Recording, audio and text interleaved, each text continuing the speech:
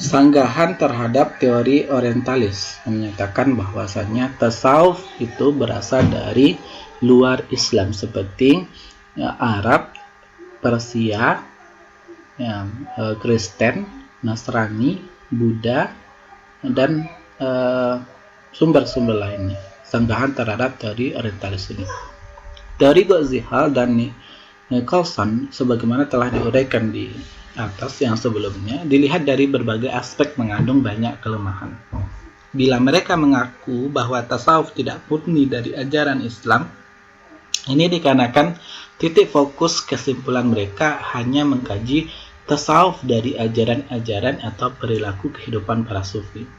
Harus diakui bahwa memang ada pola kesamaan kehidupan dan pemikiran para tokoh sufi dengan ajaran-ajaran di luar Islam. Tetapi adanya kesamaan ini bukan berarti mereka mengambil ajaran di luar Islam, sebab Al-Quran dan hadis adalah sumber utama yang syarat dengan ajaran-ajaran tasawuf. Nampaknya Goldschall dan Nicholson tidak bersungguh-sungguh mengkaji kedua sumber ini.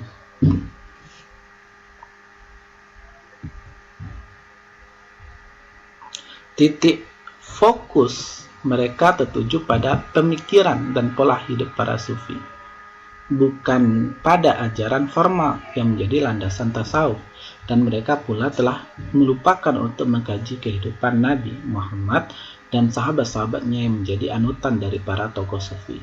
Kelemahan lain dari teori mereka bahwa mereka mengidentikan ajaran Islam sebagai ajaran non-Islam yang dibangun dari hasil produk pemikiran.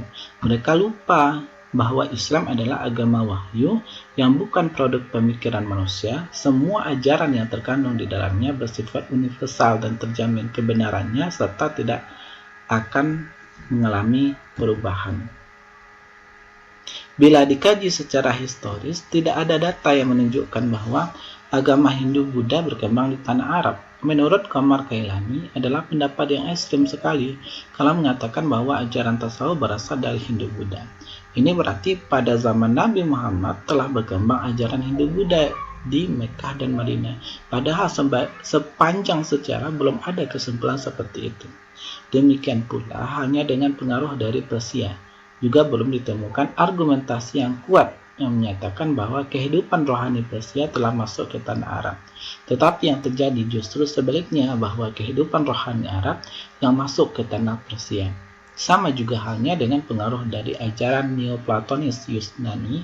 Tidak ada data yang dapat dipercaya bahwa perilaku kehidupan tasawuf Nabi Muhammad SAW dan tokoh sufi awal diwarnai ajaran pemikiran Yunani. Pengaruh Neoplatonis berkembang jauh setelah ajaran tasawuf itu dipraktekkan.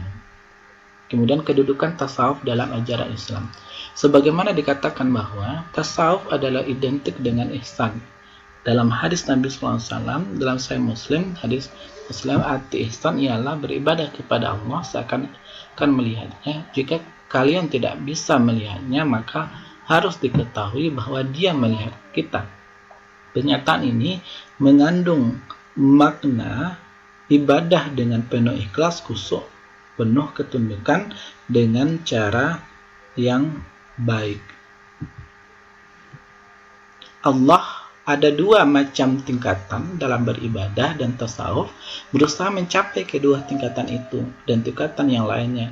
Tingkatan yang pertama yaitu mampu merasakan Allah Subhanahu wa taala dengan mata hati atau ilmu pengetahuan yang dimiliki, tingkatan musyahadah, ya, menyaksikan. Yang kedua, mampu menghadirkan Allah dalam keseharian sehingga memunculkan rasa diawasi oleh Allah Subhanahu wa taala.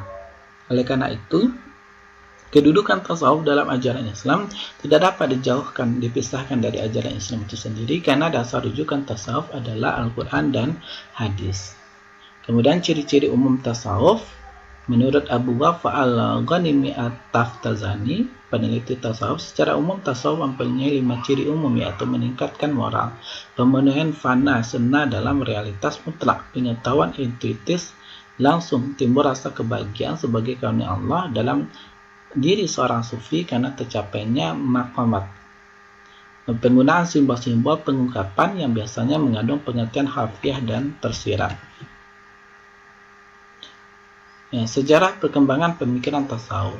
Sebagian ilmuwan muslim mengakui sejujurnya bahwa tasawuf dipengaruhi pula oleh agama dan budaya lain. Dasar dan sumber fundamental tasawuf memang Al-Quran, sunnah Nabi, kehidupan para sahabat dan tabi'in, namun tanpa mengingkari fakta historis. Wacana-wacana tasawuf dalam perkembangan selanjutnya telah diwarnai unsur-unsur luar, terutama tasawuf falsafi yang merupakan pengaruh Persia Yunani yang rasional dan filsafat India yang mistis. Embriologi tasawuf zuhud. Menurut para ahli sejarah, tasawuf adalah fase yang mendahulukan tasawuf.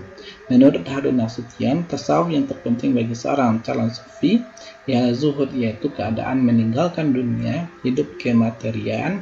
Sebelum menjadi sufi, seorang calon harus terlebih dahulu menjadi zahid. Benih-benih tasawuf sudah ada sejak dalam kehidupan Nabi Sallallahu Alaihi Wasallam. Hal ini dapat dilihat dalam perilaku dan peristiwa dalam hidup ibadah dan pribadi Nabi Muhammad sebelum diangkat menjadi Rasul. Berhari-hari ia berkhalwat di Gua Hira, terutama pada bulan Ramadan.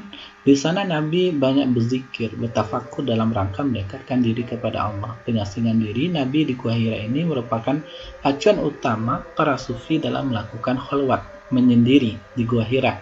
Zuhud sebagai embrio dari tasawuf itu, meskipun ada kesamaan antara praktek tasawuf dengan berbagai ajaran filsafat dan agama sebelum Islam, namun ada atau tidaknya ajaran filsafat maupun agama itu, tasawuf tetap ada dalam Islam. Banyak dijumpai ayat Al-Quran maupun hadis yang bernada merendahkan nilai dunia. Sebaliknya, banyak dijumpai nas agama yang memberi motivasi beramal demi memperoleh pahala akhirat dan terselamatkan dari siksa api neraka. Persamaan perbedaan antara tasawuf dengan ilmu kalam, filsafat, fikih, dan ilmu jiwa. Persamaan pencarian segala yang bersifat rahasia gaib yang dianggap sebagai kebenaran terjauh, di mana tidak semua orang dapat melakukan, dan dari ketiganya berusaha menemukan apa yang disebut dengan kebenaran. Baik tasawuf, baik kalam, filsafat, fikih, ilmu jiwa juga sama-sama berusaha menemukan apa yang disebut kebenaran. Sementara perbedaan terletak pada cara menemukan kebenaran. Kebenaran dalam tasawuf berupa tersingkapnya kasyf, kebenaran sejati Allah melalui mata hati. Oleh karena itu, dari mata masing-masing kebenaran yang didapat oleh masing-masing kajian ilmu tersebut sebenarnya tidaklah menjadi jaminan untuk dominan di dalam penemuan kebenaran abadi yang mencapai tujuan akhir perjalanan masing-masing aspek kajian tersebut. Nah, ini dilihat ilmu kalam dari segi metodologi, dialog keagamaan, argumentasi yang dialektik. Filsafat itu bersifat rasional, logika dan matematik. Tasawuf intuisi atau ilhamnya, inspirasi itu dari Tuhan melalui riadah dan uji diri. Kemudian dasar argumentasinya, ilmu kalam itu dasar logika, akli, dan argumen nakliyah. Nah, kemudian filsafat dasar logika, tasawuf zuk dan nuramil. Kemudian pertumbuhan ilmu kalam rasional tradisional, kealaman sosial humaniora, berfilsafat klasik, pertengahan modern. Kemudian tasawuf pertumbuhan ilmunya berdasarkan praktis sunni, akhlaki, teoritis, dan filsafi. Kemudian manfaat dari aspek aksiologi, dari aspek nilai. Ilmu kalam mengajak orang baru untuk mengenal rasio sebagai upaya mengenal Tuhan secara rasional. Filsafat mengajak kepada orang yang mempunyai rasio akal secara prima untuk mengenal Tuhan secara bebas. Tasawuf memberi kepuasan kepada orang yang telah melepaskan rasionya secara bebas karena tidak memperoleh apa yang ingin dicarinya. Kemudian urgensi manfaat ilmu tasawuf. Ada pemanfaat tasawuf yang dapat diperoleh antara lain adalah sebagai berikut: membersihkan hati dalam berinteraksi dengan Allah. Interaksi manusia dengan Allah dalam bentuk ibadah tidak akan mencapai sasaran jika ia lupa terhadapnya dan tidak disertai dengan kebersihan hati. Yang kedua, membersihkan diri dari pengaruh materi. Melalui tasawuf, kecintaan seseorang yang berlebihan terhadap materi atau urusan duniawi lainnya akan dibatasi. Memiliki harta benda tidaklah semata-mata untuk memenuhi nafsu, tetapi lebih mendekatkan diri kepada Allah. Manfaat dari tasawuf itu menerangi jiwa dari kegelapan. Urusan materi dalam kehidupan sangat besar pengaruhnya terhadap jiwa manusia.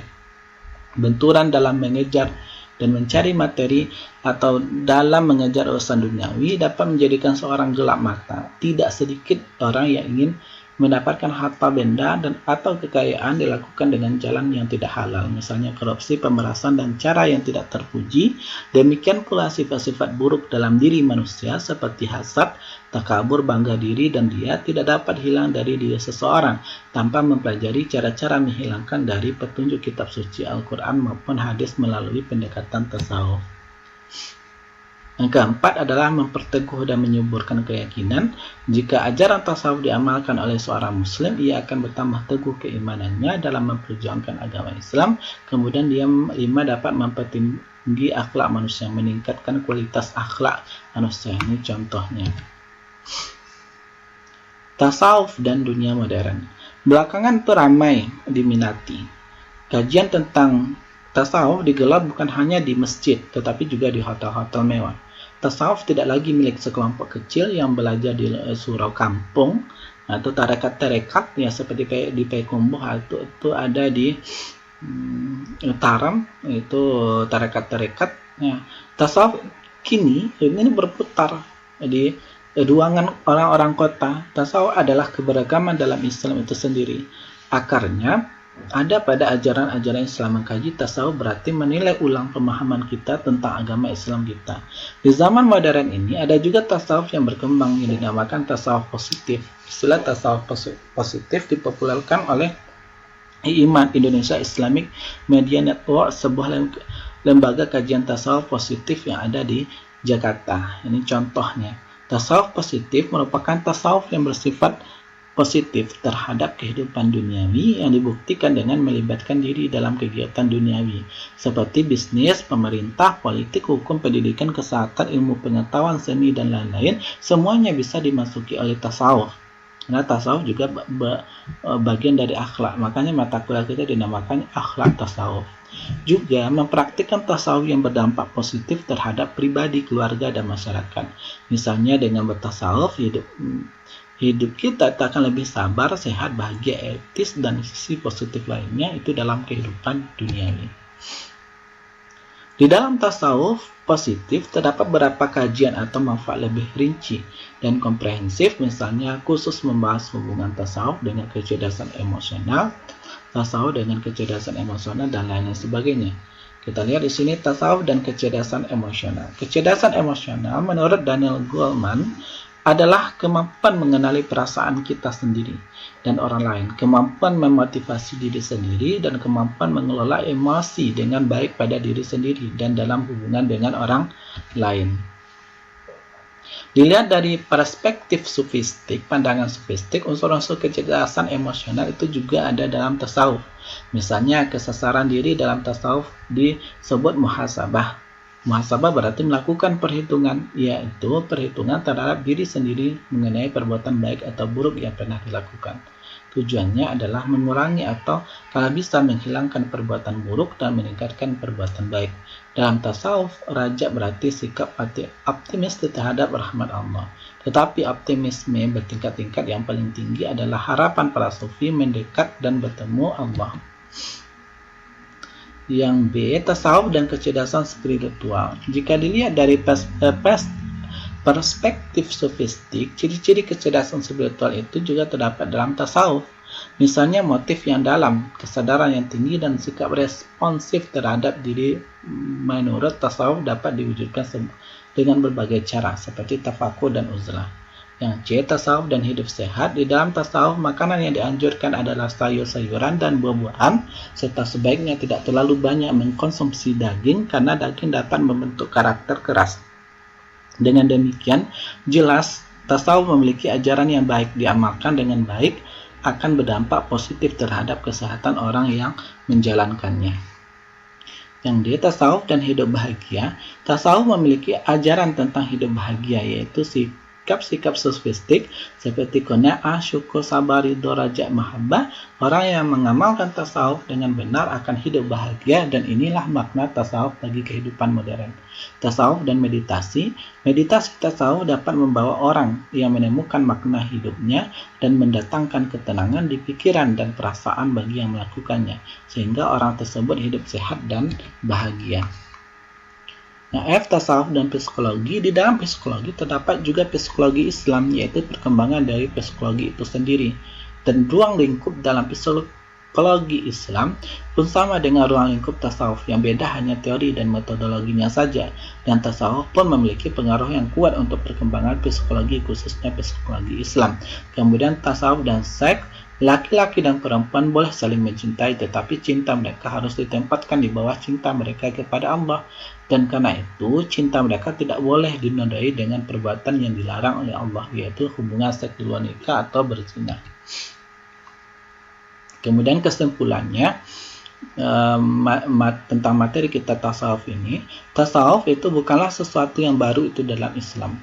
Nah, prinsip-prinsip ajaran tasawuf itu telah ada dalam Islam semenjak Nabi Muhammad diutus menjadi Rasul. Bahkan kehidupan rohani Rasul dan para sahabat menjadi salah satu panutan di dalam melakukan amal-amalannya. Ini merupakan sangkalan terhadap pendapat yang mengatakan bahwa tasawuf merupakan produk asing yang dianut oleh umat Islam. Inti dari ajaran tasawuf ialah mendekatkan diri kepada Allah dengan melalui tahapan-tahapan ajarannya, yaitu maqamat dan ahwal, yang nanti kita akan mempelajarinya. Ya, ringkasnya saja, kalau maqamat itu tangga-tangga, tingkatan-tingkatan menuju kepada Allah, ibarat tangga. Ada tingkatan-tingkatannya, ada tingkatan taubat yang akan mengarahkan kita kepada Allah. Kemudian ada ahwal. Ketika kita menaiki tangga-tangga menuju kepada Allah, pasti ada hal ahwal yang akan kita rasakan, seperti ahwal perasaan cinta, ya, perasaan sayang dan lain sebagainya, perasaan bahagia dan lain sebagainya. Itu sederhana yang nanti kita bahas tentang maqamat dan ahwal. Ajaran-ajaran tasawuf ini bersumber dari Al-Quran, hadis dan perbuatan-perbuatan sahabat. Banyak kita temui ayat Al-Quran yang berhubungan dengan ajaran tasawuf, mulai dari ajaran dasar tasawuf maupun tingkatan-tingkatan yang harus ditempuh oleh seorang sufi yang kita kenal dengan nama maqamat dan ahwal. Tujuan tertinggi dari seorang sufi adalah untuk mendekatkan diri kepada Allah. Itu saja, mohon ditonton sampai selesai, dan Bapak kalau ada salah dan janggal Bapak mohon maaf, dan Bapak sudahi dengan wabillahi wa taufiq wal hidayah. Wassalamualaikum warahmatullahi wabarakatuh.